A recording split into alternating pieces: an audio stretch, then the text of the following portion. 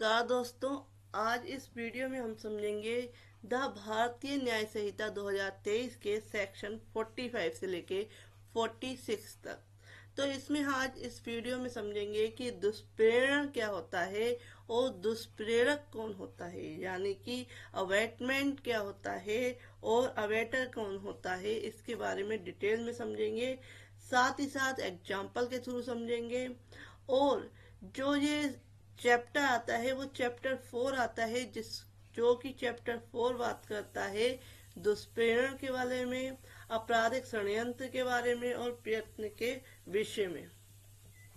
तो इसके बारे में बात करता है चैप्टर 4। अगर आप किसी एग्जाम की तैयारी कर रहे हैं तो याद रखिए कि चैप्टर 4 जो रिलेटेड है वो है दुष्प्रेरण, अवेटमेंट, क्रिमिनल कॉन्स्पिरेसी और अटेम्प्ट्स के रिलेटेड जो है चैप्टर 4 है। तो स्टार्ट करते हैं आज की वीडियो। समझते हैं सेक्शन 45 क्या कहता है। लेंथी सेक्शन है तो ज़्यादा कवर नहीं कर पाएंगे। तो सेक्शन 45 कहता है किसी बात का दुष्प्रेरण, अवेटमेंट ऑफ ए थिंग। वह व्यक्ति किसी बात के किए जाने का दुष्प्रेरण करता है जो उस बात को करने के लिए किसी व्यक्ति को उकसाता है। पहली कंडीशन क्या है कि उस व्यक्ति को करने के लिए किसी व्यक्ति को उकसाता है, यानी कि कोई व्यक्ति है वह दूसरे व्यक्ति को कह रहा है कि तू इस जगह ईंट मार, पत्थर मार, लेकिन जो दूसरे व्यक्ति को वह उकसा रहा है, उसका अवेटमेंट कर रहा है, उस व्यक्ति को नहीं पता कि उस पत्थर मारने की वजह से कोई घायल हो सकता है। तो इस तरीके से दुष्प्रेरणा कर रहा है। या उस बात को करने के लिए किसी षड्यंत्र में एक या अधिक अन्य व्यक्ति या व्यक्तियों के साथ सम्मिलित होता है, या बहुत सारे व्यक्ति जो हैं इकट्ठे होकर ऐसा काम कर रहे हैं, षड्यंत्र कर रहे हैं। यदि उस षड्यंत्र के अनुसरण में या इस बात को करने के उद्देश्य से कोई कार्य या अवैध लोभ घटित हो जाए, यानी कि कोई काम कर दिया जाए इससे रिलेटेड, इस उद्देश्य से कि किसी को हार्म किया जाए और आपराधिक षड्यंत्र के तहत किया है, इस तरह का काम किया जाए या उसको ना किया जाए, कि कोई काम करना जरूरी है उसको नहीं किया, तो उस केस में जो ये सेक्शन है वो अप्लाई होता है। नेक्स्ट कंडीशन आती है कि उस बात के लिए किए जाने में किसी कार्य या अवैध लोभ द्वारा जानबूझकर सहायता करता है, यानी कि किसी व्यक्ति की सहायता करता है, हेल्प करता है, तो भी वह दुष्प्रेरक कहलाएगा, और वह व्यक्ति जो ऐसा कर रहा है वो दुष्प्रेरक कहलाएगा।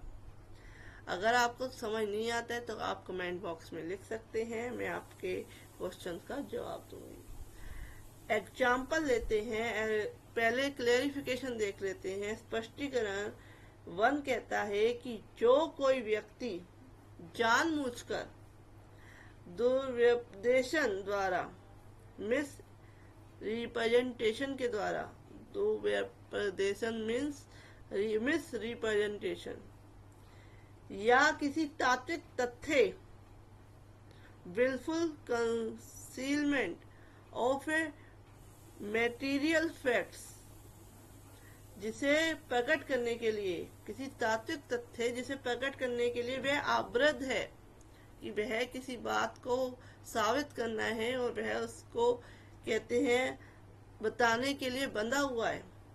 जानबूझकर छिपाने द्वारा, स्वेच्छा किसी बात कर दिया जाना, कारित या उपाप्त करता है, या कारित या उपाप्त करने का प्रयत्न करता है, यह कहा जाता है कि वह उस कृत्य का किया जाना दुष्प्रेरित करता है। एग्जाम्पल लेते हैं, हो ज्यादा क्लियर होगा। का जो है, ए जो है एक लोक अधिकारी न्यायालय के वारंट द्वारा, जो पब्लिक सर्वेंट है ए, न्यायालय के, उसे न्यायालय का कोर्ट का वारंट मिला हुआ है, उसके द्वारा या को पकड़ने के लिए प्राधिकृत है, उसे राइट है या को पकड़ने का। खा उस तथ्य को जानते हुए और यह भी जानते हुए कि गा या नहीं है, जो खा है, जो थर्ड पर्सन है, उस तथ्य को जानते हुए और यह जानते हुए कि जो गा है या नहीं है, का को जानबूझकर यह बताता है कि गा ही या है, और इसके द्वारा वह जानबूझकर यो का से या को पकड़वा देता है। वारंट किसी और के नाम पे इश्यू हुआ, लेकिन उसने किसको पकड़वा दिया? किसी और व्यक्ति को। यहाँ खा गा के पकड़े जाने का उकसाने द्वारा दुष्प्रेरणा करता है। तो जो खा है वह जो है उत्प्रेरण कर रहा है, दुष्प्रेरण कर रहा है उस व्यक्ति का जो कि पब्लिक सर्वेंट है, ए है उसका। तो ये दुष्प्रेरण की कैटेगरी में आएगा। क्लैरिफिकेशन 1 समझते हैं। क्लैरिफिकेशन 1 कहता है कि जो कोई जानबूझकर किसी को मिस रिप्रेजेंटेशन के द्वारा या तात्विक तथ्यों के द्वारा जो उसे प्रकट करने के लिए जो वह आवृत है, जानबूझकर छिपाने द्वारा स्वेच्छा किसी बात का किया जाना कार्य या करता है या उसे कहते हैं उकसाता है, तो वह क्या करता है, या उसका प्रयत्न भी करता है, तो वह क्या करता है? दुष्प्रेरण करता है। नेक्स्ट क्लैरिफिकेशन 2 कहता है कि जो कोई या तो किसी कार्य के किए जाने से पूर्व या किए जाने के समय उस कार्य के किए जाने को सुकर बनाने के लिए कोई बात करता है और तद द्वारा उसके लिए किए जाने को सुकर बनाता है, वह उस कार्य को करने की सहायता करता है, ये कहा जाता है। यानी किसी की हेल्प करना, दुष्प्रेरण न करके उसकी सहायता करना, दुष्प्रेरण की सहायता करना भी दुष्प्रेरण के कैटेगरी में आएगा। क्लैरिफिकेशन 2 ये कहता है। तो ये आपको क्लियर हो गया कि दुष्प्रेरण क्या होता है और क्या कंडीशन होती है। किसी व्यक्ति को उकसाना भी कंडीशन है दुष्प्रेरण की, या कोई षड्यंत्र बना के उसके उद्देश्य की तरफ अग्रसर होना, आगे बढ़ना भी क्या है?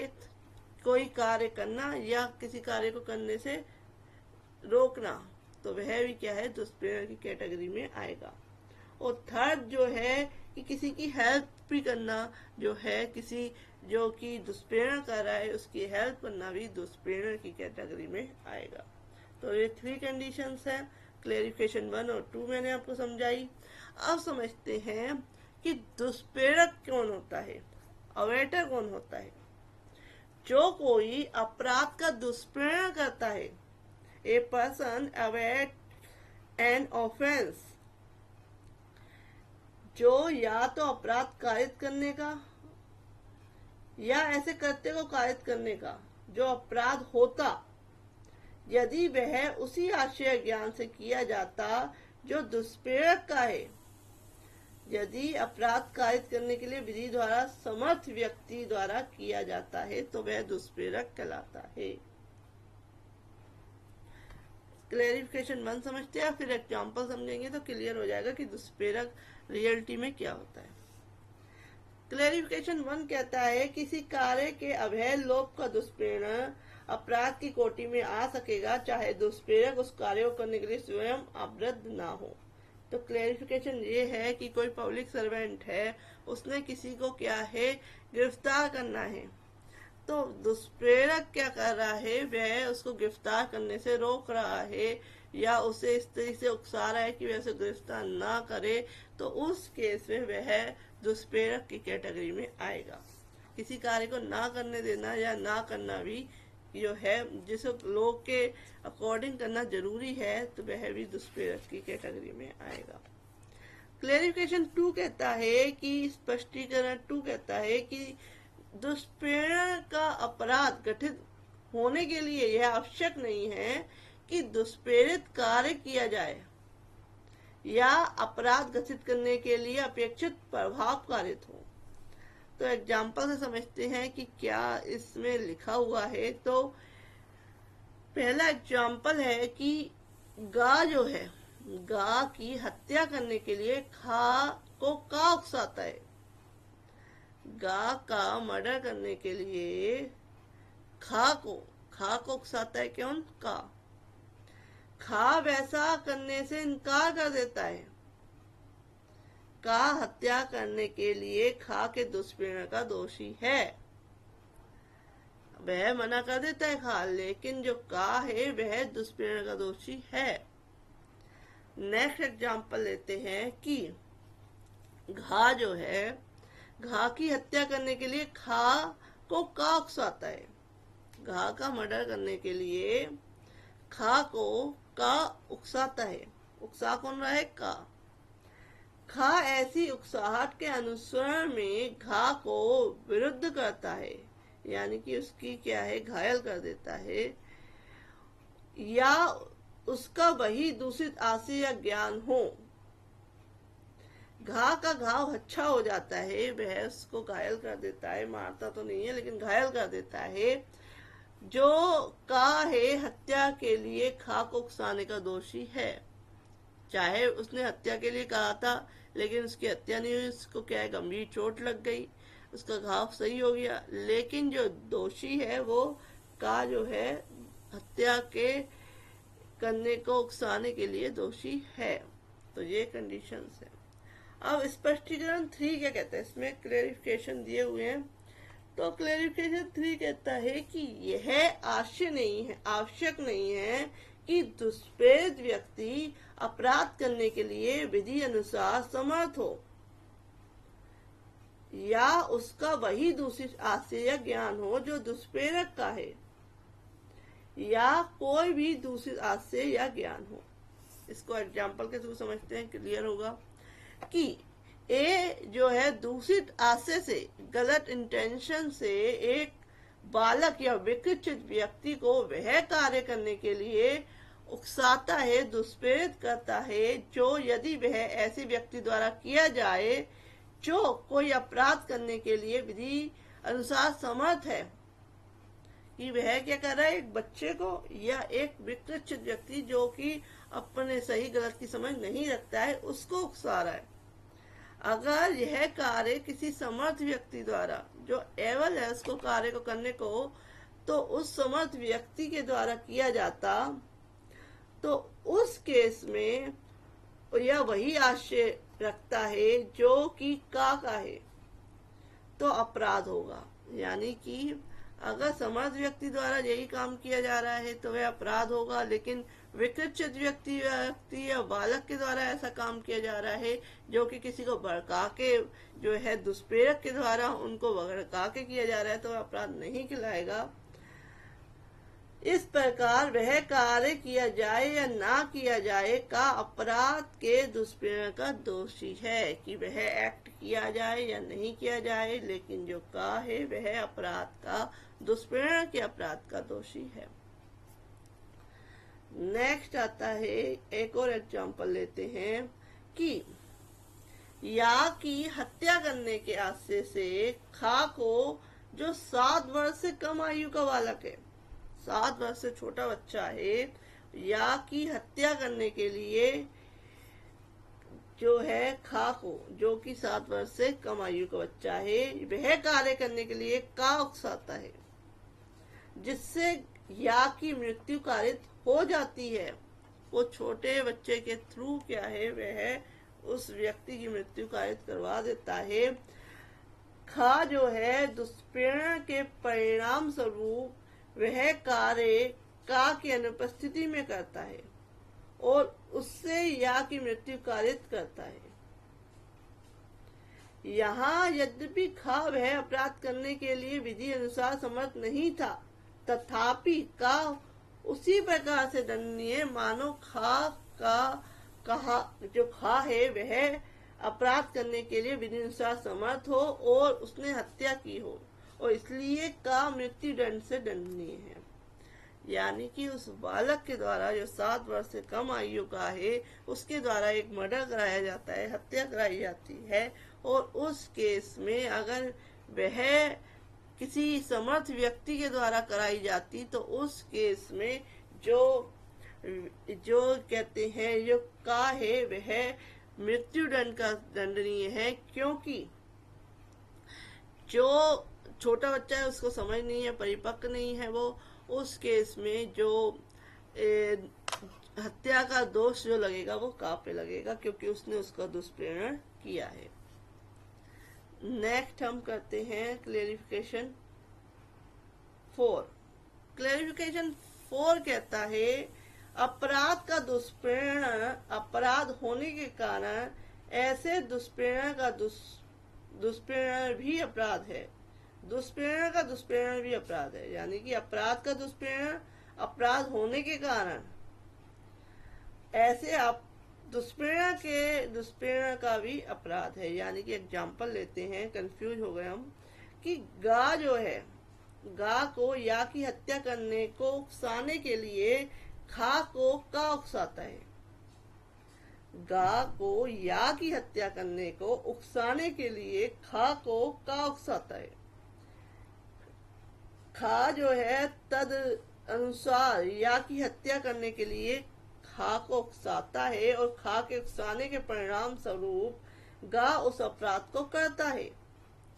जो खा है अपने अपराध के लिए दंड के हत्या के दंड से दंडनीय है, और का ने इस अपराध को करने के लिए खा को उकसाया, इसलिए का भी उसी दंड से दंडनीय है। यानी कि दोनों जो है, दोनों को ही पनिशमेंट मिलेगी। अब आप बात करते हैं स्पष्टीकरण 5। स्पष्टीकरण 5 कहता है, क्लेरिफिकेशन 5 कहता है कि षड्यंत्र द्वारा दुष्प्रेरण का अपराध करने के लिए यह आवश्यक नहीं है कि दुष्प्रेरक उस अपराध को करने वाले व्यक्ति के साथ मिलकर उस अपराध की योजना बनाए। यह जरूरी नहीं है कि जो दुष्प्रेरक है, वेटर है, वो क्या है, उनके साथ मिलकर यह योजना बनाए। यह पर्याप्त है, इतना सफिशिएंट है कि उस षड्यंत्र में सम्मिलित हो जिसके अनुसरण में वह अपराध किया गया है, उसका सम्मिलित होना भी क्या है, काफी है। एग्जाम्पल लेते हैं, बहुत जल्दी क्लियर हो जाएगा उससे, कि या जो है, या को विष देने के लिए का एक योजना खा से मिलकर बनाता है। मानना किसको चाहते हैं, या को विष देकर। तो या को मारने के लिए जो का एक योजना तैयार करता है खा से मिलकर, यह सम्मति हो जाती है कि का विष देगा। ये क्या होता है कि का जो है विष देगा। खा तब यह वर्णित करते हुए गा को यह योजना समझा देता है कि कोई तीसरा व्यक्ति विष देगा। तो वह क्या योजना सुनाता है, कोई तीसरा व्यक्ति देगा, ना तू देगा ना मैं दूंगा, कोई तीसरा व्यक्ति विष देगा, किंतु का नाम नहीं लेता। गा विष उपाप्त करने के लिए सहमत हो जाता है और उसे उपाप्त करके समझाए गए प्रकार से प्रयोग में डालने के लिए खा को परिणत कर देता है। काम उसने नहीं किया, लेकिन उसने क्या किया, विष ला के दे दिया और उसको जो है काम करने के लिए दे दिया। का विष देता है, परिणाम स्वरूप या की मृत्यु हो जाती है। यहाँ यद्यपि का और गा ने मिलकर षड्यंत्र नहीं रचा, तो भी गा उस षड्यंत्र में सम्मिलित रहा है जिसके अनुसरण में या की हत्या की गई। इसलिए गा ने इस धारा में परिभाषित अपराध किया है और हत्या के लिए दंड से दंडनीय है। तो ये आपको क्लियर हो गया कि दुष्प्रेरण क्या है और दुष्प्रेरक क्या है। विद एग्जाम्पल मैंने आपको समझाया। अगर आप चाहते हैं एक दो एग्जाम्पल और समझाऊं तो वो भी समझा देते हैं कि इसमें 5 क्लेरिफिकेशन है। अगर आप एग्जाम की तैयारी कर रहे हैं तो दुष्प्रेरण के जो सेक्शन 46 है उसमें अवेटर के जो है उसमें बताया गया है, इसमें 5 क्लेरिफिकेशन दी हुई हैं। तो आप इसे नोट कर सकते हैं कि कितनी क्लेरिफिकेशन है, 5। तो अलग अलग कंडीशन दी हुई है कि कब कब क्या है, दुष्प्रेरक कहलाएगा, अवेटर कहलाएगा, तो सारा कुछ बताया गया है। तो इसका एक और एग्जांपल हो समझ लेते हैं, फिर हम इस वीडियो को स्टॉप करेंगे। कि या खा को एक निवास गृह में आग लगाने के लिए का उकसाता है। खा को एक निवास गृह जहाँ कोई रहता है उसमें आग लगाने के लिए का उकसाता है। का विकृत चित्त विकृति के परिणाम स्वरूप उस कार्य की प्रकृति या यह है कि वह जो कुछ कर रहा है वह दोषपूर्ण विधि के प्रतिकूल है, लॉफुल नहीं है। जानने में असमर्थ होने के कारण का के उकसाने के परिणाम स्वरूप उस घर में आग लगा देता है। खा ने कोई अपराध नहीं किया है, किंतु का एक निवास गृह में आग लगाने के अपराध के दुष्परिणाम का दोषी है और उस अपराध के लिए बंधित दंड से दंडनीय है। तो आपको समझ में आ गया होगा कि क्या क्या इस सेक्शन में लिखा हुआ है। मेरी बहुत सारी YouTube पे वीडियोज हैं और बहुत सारी प्लेलिस्ट हैं, आप जाके देख सकते हैं। If you like my video please like share and subscribe my channel. Thank you for watching this video. आप ऑनलाइन क्लासेस लेना चाहते हैं, वीडियो कॉल क्लासेस लेना चाहते हैं तो आप मैसेज कर सकते हैं।